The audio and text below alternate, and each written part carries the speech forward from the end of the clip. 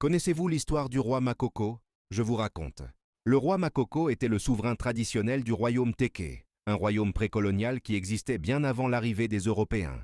Ce roi jouait un rôle symbolique et spirituel dans la région. Le royaume était centré autour de Mbe, qui est la capitale historique et spirituelle des Teke. Le royaume Tio, ou royaume Teke, avait une structure où le Makoko était entouré de dignitaires, chefs de terre, Ngansi, et de rituels sacrés tels que le Nkwembali, esprit totem chargé de la norme morale du royaume. Le domaine royal de Mbe conservait des sites sacrés, des anciennes capitales, et des forêts rituelles, témoins du pouvoir et des déplacements de la capitale au fil des règnes. Toutefois, il est important de savoir que le mot Makoko n'est pas le nom personnel d'un roi, mais un titre nobiliaire chez les Teke de Mbe. Le titre exact est souvent donné comme Onko ou Ma-Onko, qui a été déformé en Makoko au fil du temps.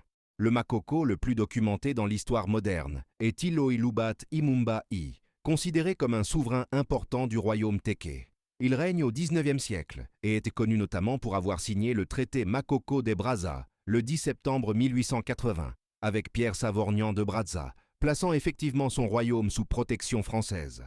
Ce traité est souvent interprété comme un des jalons de la colonisation française dans la région. Un an après ce traité, un chef Teke de la rive gauche, Ngaliema Insi, signe un autre traité avec Stanley se détachant de la suzeraineté du Makoko et contribuant à diviser l'autorité du royaume Teke. Le royaume Tio, ou royaume Teke, couvrait des parties de l'actuelle République du Congo, du Gabon, et des zones de la rive gauche du fleuve Congo, RDC. La capitale du royaume, Mbe, se déplace souvent à la mort d'un roi, selon la tradition. Chaque ancien siège devient une forêt sacrée. On y retrouve des lieux symboliques, forêts sacrées, sanctuaires, sites des anciens palais royaux, les chutes de Nkwembali, forêts d'initiation, etc. Même après la mort en 1892 de Iloy, Lobaimombael, le titre perdure jusqu'à nos jours, bien que son pouvoir soit désormais symbolique. Le 17e Makoko reconnu était Auguste Ngwempio, qui monta sur le trône le 16 octobre 2004. Il est décédé le 8 juin 2021 à Mbe, à un âge avancé, environ 96 ans.